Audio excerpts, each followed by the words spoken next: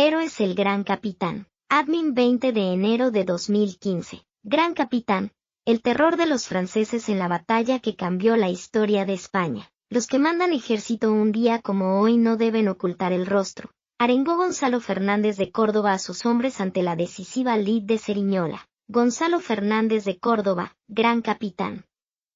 El eco de sus proezas aún retumban en los manuales de historia militar. En Europa y allende los mares, donde los herederos de sus tercios fraguaron el imperio de aquella joven España. Cuando muchos nombran tan alegremente a Sanzá, Clausewitz, Napoleón, Patton o Schwarzkopf, olvidan que fue este genio militar español quien cambiaría para siempre el arte de la guerra, de la pesadez medieval, caballería pesada, a la agilidad moderna, infantería. Reconquista de Granada, victoria sin igual frente al francés en Nápoles, conquista de un nuevo reino para sus señores, virrey, precursor de una nueva estrategia militar fundamentada en la infantería y visionario de un ejército español cuyas reformas impulsaron un cambio de mentalidad que posteriormente derivó en la creación de los populares tercios españoles que acabarían dominando buena parte del mundo e invictos desde 1503 hasta el desastre de Rocroi en 1643. A pesar de sus proezas, nunca dejó de ser un oficial cercano a sus hombres. Sin embargo, y a pesar de sus proezas, este cordobés nunca dejó de ser un oficial cercano a sus hombres, con sentido del honor para con el contrario, estoico y, ante todo, súbdito leal hacia unos reyes católicos que iniciaban en sus hombros la aventura de una nueva nación. Aunque no fueron pocas las desavenencias acaecidas con sus señores, llegando a ser apartado de la res publica y res militaris de la siempre desagradecida España. Como bien explica Fernando Martínez Laínez, periodista y coautor del libro El Gran Capitán, ed. Edad. Gonzalo Fernández de Córdoba, 1453 a 1515, se inició pronto en la carrera militar, pues estaba destinado a dedicarse a guerrear al ser el segundo hijo de una familia noble, cobrando su nombre más poder entre los militares. Pronto se asoció su nombre a la valentía. Una de las primeras batallas en las que intervino fue la de Albuera, cuando combatió a las huestes del rey de Portugal que habían invadido Extremadura. Hacia 1497, tras una breve estancia en la corte, los reyes católicos le nombran adalid de la frontera, un grado que equivalía a capitán, explica Laínez. La reconquista de Granada, pero donde realmente comenzó a mostrar su ingenio militar fue durante la Guerra de Granada, una campaña militar que se sucedió a partir de 1482 y en la cual los españoles pretendían expulsar a Boabdil del último estado musulmán en la península ibérica. La guerra se produjo por la firme decisión de los reyes católicos, que querían acabar de una vez por todas con el enclave musulmán de Granada, el único territorio que quedaba para completar la unidad cristiana peninsular. Gonzalo tomó parte en esta contienda al mando de una unidad de lanzas, caballería pesada con una gruesa armadura, de la Casa de Aguilar, de la que su hermano era señor. Fue una guerra larga, que duró casi 10 años, y se libró a base de incursiones, asedios, golpes de mano y escaramuzas persistentes, sin grandes batallas campales, determina el escritor. El Gran Capitán tuvo un papel muy destacado a lo largo de toda la campaña, en especial en los ataques a Álora, la fortaleza de Setení, Loja y el asalto al castillo de Montefrío, cercano a Granada. De hecho, algunos cronistas como Hernán Pérez afirman que, durante esta guerra, Gonzalo era siempre el primero en atacar y el último en retirarse. Gran Capitán, el terror de los franceses en la batalla que cambió la historia de España. Cuadro de José de Madrazo sobre el asalto del Gran Capitán en Montefrío. Su papel más destacado lo tuvo al final de la contienda, ya que fue uno de los diplomáticos que negoció la rendición del reino nazarí de Granada e incluso actuó como espía. Es totalmente cierto que llevó a cabo una hábil labor secreta. Fomentó la división de las facciones nazaríes de Granada, negoció con Boabdil la rendición de la ciudad, y hasta acompañó al último monarca nazarí en su último viaje por España cuando éste pasó a refugiarse en África, sentencia Laínez. Granada sería su principal manual de lecciones aprendidas para las guerras venideras. Pronto, Su valerosa actitud y dotes de mando llamaron la atención de los reyes católicos, que le recompensaron con la tenencia, jefatura militar, de Antequera, el señorío de Órgiva y una encomienda. Prosigue la Inés.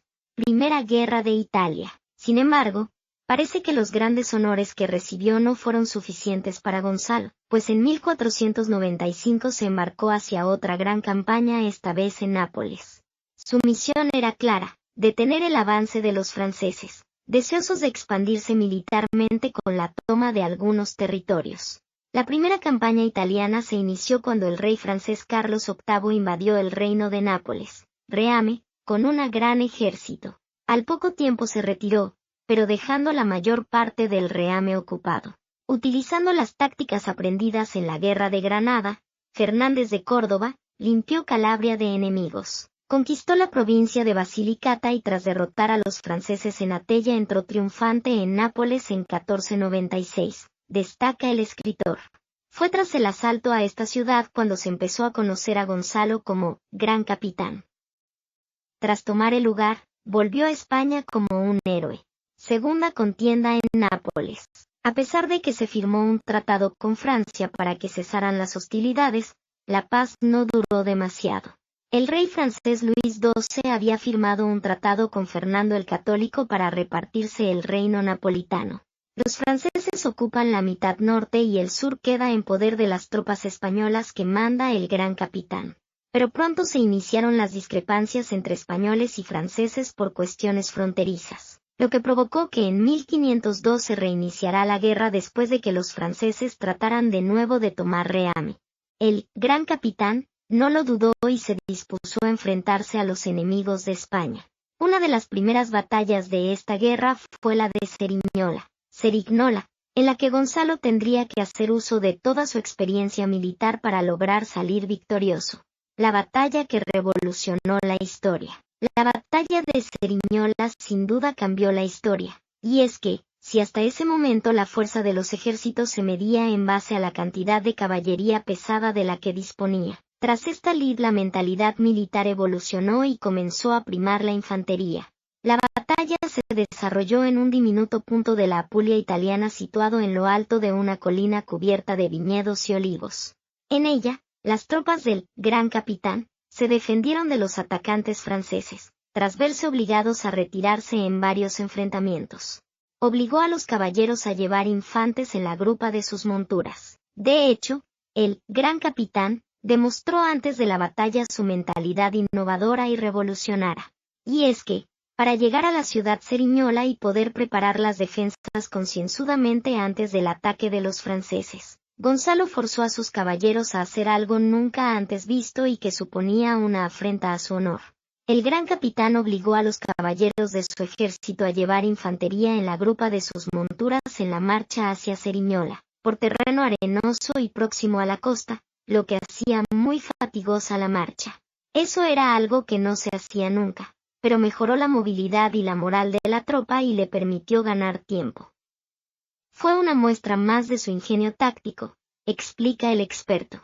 Este acto hizo que los españoles ganaran tiempo y les permitió preparar las defensas de la ciudad, que consistieron en cavar un foso y una pared de tierra alrededor de Cerignola, lo que les permitía aprovechar la situación elevada del enclave.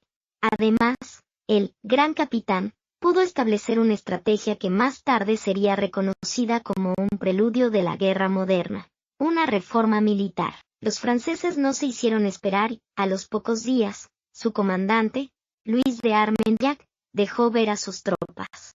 Por el lado francés, aunque varió según avanzaba la guerra, se contaban unos 1.000 hombres de armas, caballeros con armadura, 2.000 jinetes ligeros, 6.000 infantes, 2.000 piqueros suizos y 26 cañones.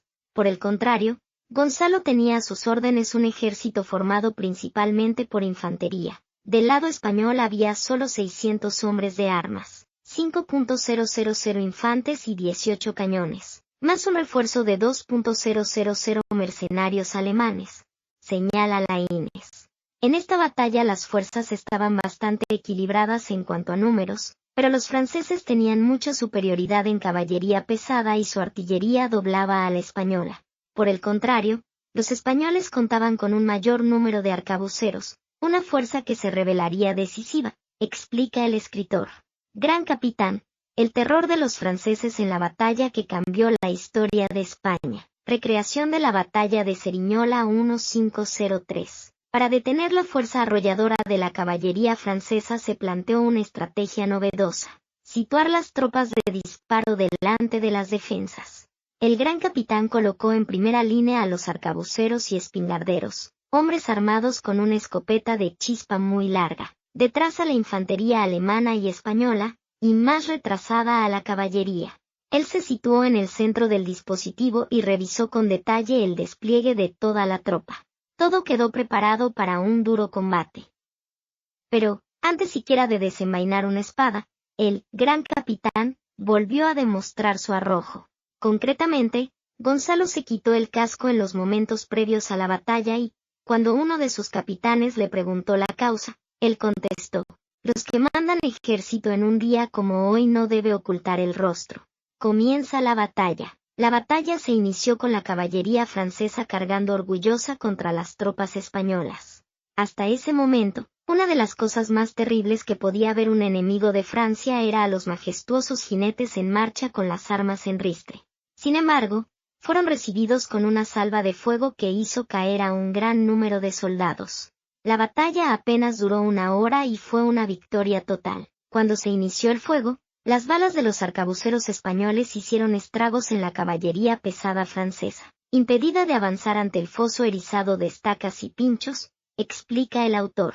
Al no poder avanzar, los jinetes, desesperados, trataron al galope de encontrar alguna fisura en las defensas del gran capitán, pero su intento fue en vano y costó la vida a Luis de Armagnac, alcanzado por varios disparos. Tras la derrota de la caballería pesada, la infantería francesa se dispuso a avanzar, pero sufrió grandes bajas debido al fuego español.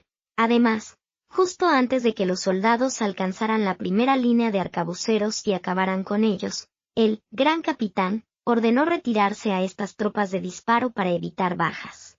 Después de este estratagema, el gran capitán cargó con todos sus infantes contra las diezmadas tropas del fallecido Armagnac que, ahora, no tenían objetivos contra los que luchar al haberse retirado los arcabuceros españoles.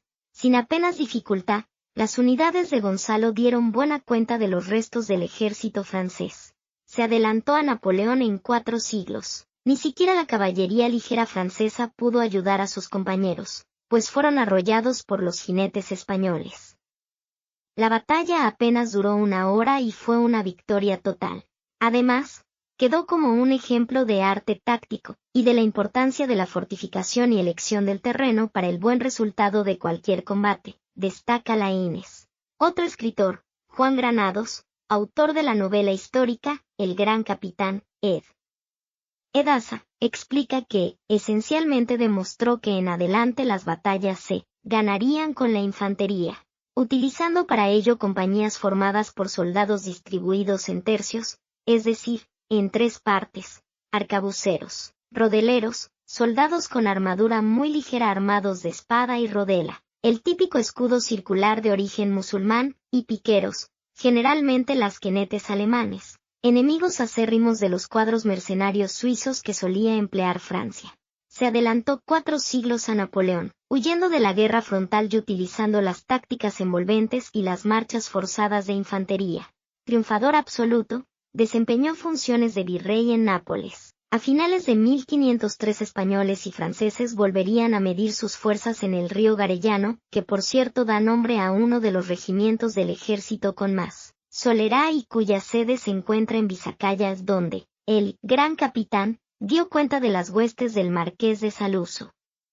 El sur de Italia quedó durante más de 2 siglos en poder de España. El gran capitán, triunfador absoluto de estas guerras, desempeñó funciones de virrey en Nápoles, donde fue querido y respetado, pero pronto las envidias y maledicencias cortesanas empezaron a actuar en su contra, señala Laínez.